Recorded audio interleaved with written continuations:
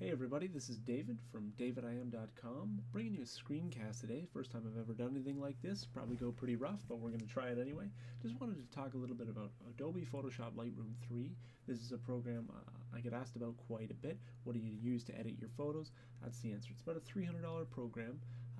However, you can usually get it on pretty steep discount. It is considered a more professional tool. It's not like Photoshop at all. It is a lot easier to use. It's where I spend about 95% of my time when it comes to editing photos. So head on over to adobe.com and you can get a free 30-day trial, or just Google Lightroom, something like that. I certainly suggest you give it a try. So I've got a memory card in here. On it are some photos that I took last night, and I just was going to go through them with you. First time I've seen them, so we will edit a few and show you how to organize things. I'm just going to start the program. And when you've got your media put in here, it basically starts with an input thing. Way to input these. So these are the photos here. Just going to select them all. Just check those and I name them. Therese playing with car. Okay, we're going to hit import. From there, it loads them into a catalog. So this is a fresh catalog that I'm using just for teaching. As you can see, the number of the photos is counting up, and from here you can organize them. This is in what's called the library module, so you can see in the top right, and then where you edit things is in the develop module. Now, screen real estate's always at a high premium. I'm on a 28-inch screen here, but we always want to make sure that we go to full screen. Don't try and multitask when you're editing photos. Screen real estate's at such a premium. So as these are loading in, we can start to have a look at them. I'm just going to click this button down here, and that's sort of a single view. I can use left and right, and then P and U in order to pick or unpick which ones I think might win. So I'm just going to hit P here for pick.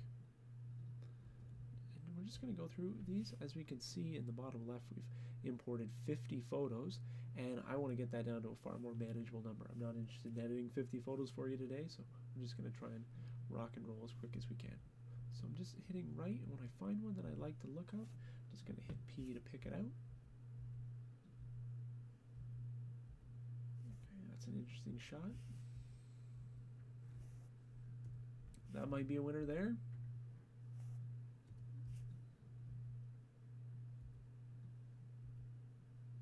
Actually outpacing how I'm putting these photos in.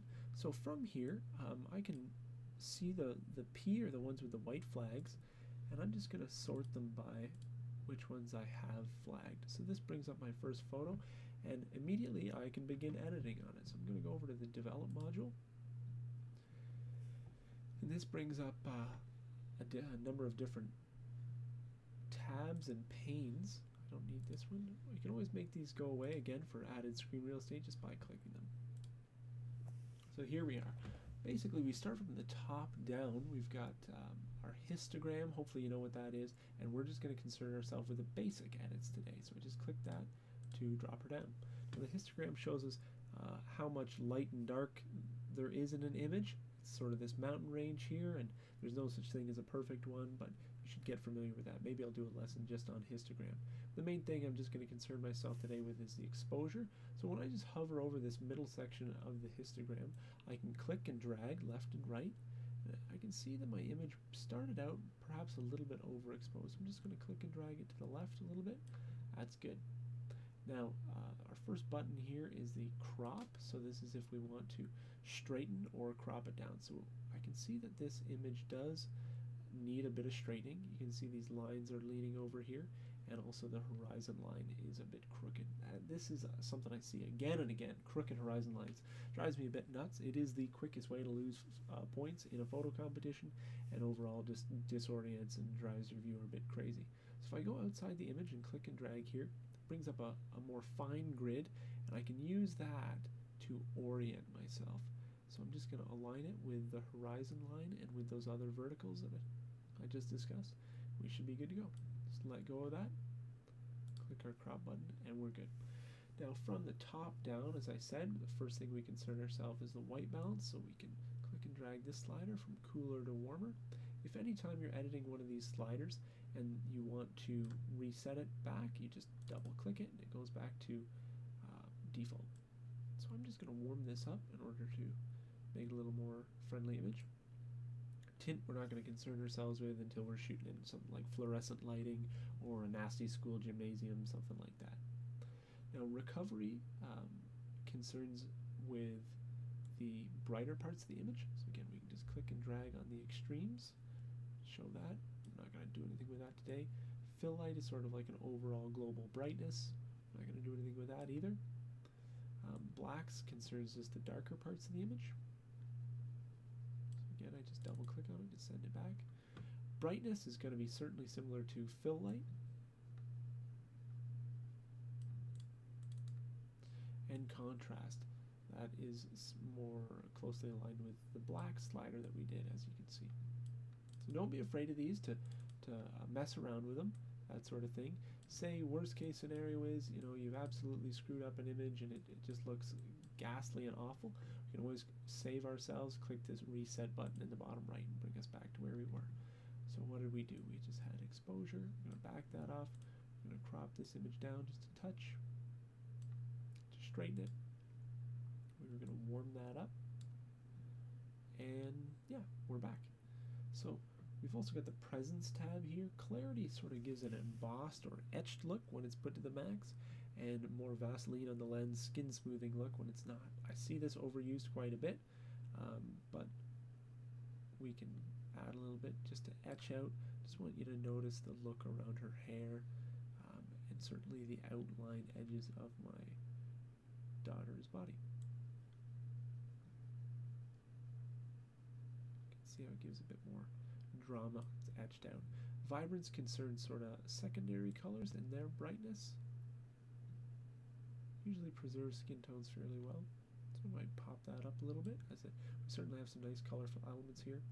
Saturation usually you don't want to use when there's human beings present, as it can get pretty ghastly. You might use that more for flowers or foliage or things with a lot of color. So just double click that to reset it. So overall, there we have it. We have an image.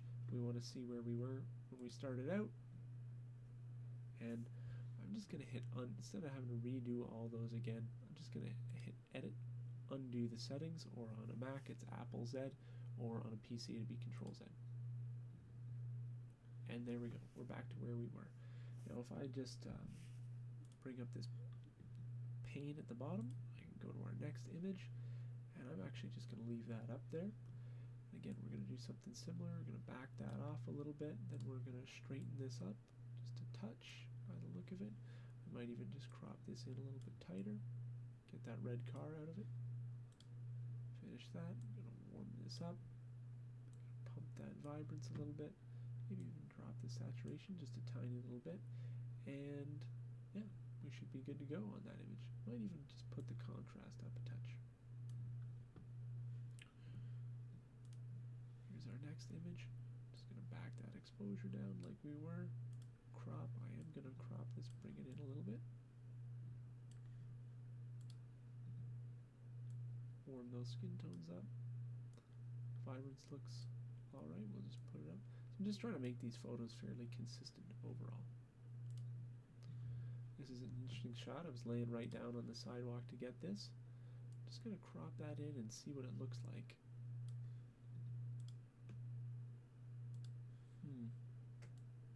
So obviously you can do these things in any order.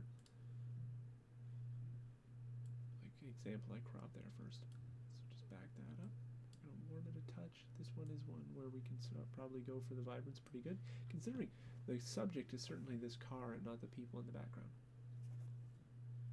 Okay, on to our next image.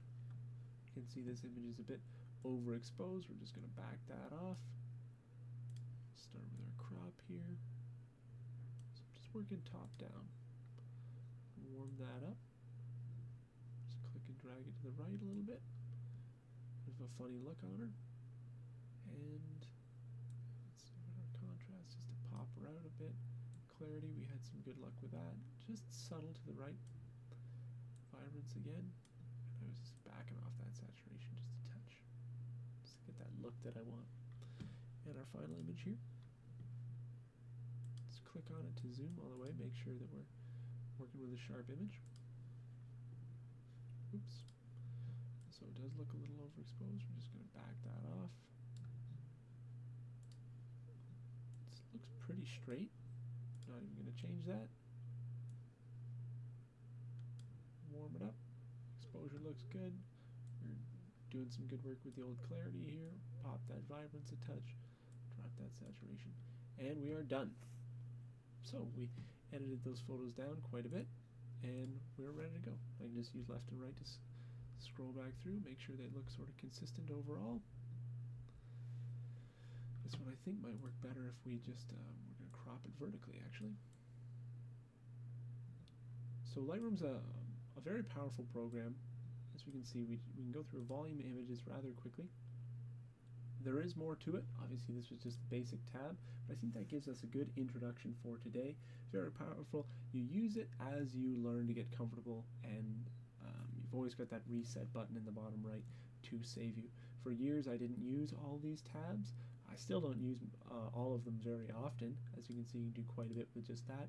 But we're going to get into making an image black and white, and how to get a little more aggressive and time saving if we have a volume of images to edit. Anyway, I just want to thank you for your time. Hopefully this went well, and certainly give me some feedback if you have a set of images that you'd like me to go through, evaluate, or use as a teaching tool. I'd be more than happy to do that. Please leave comments. Thank you.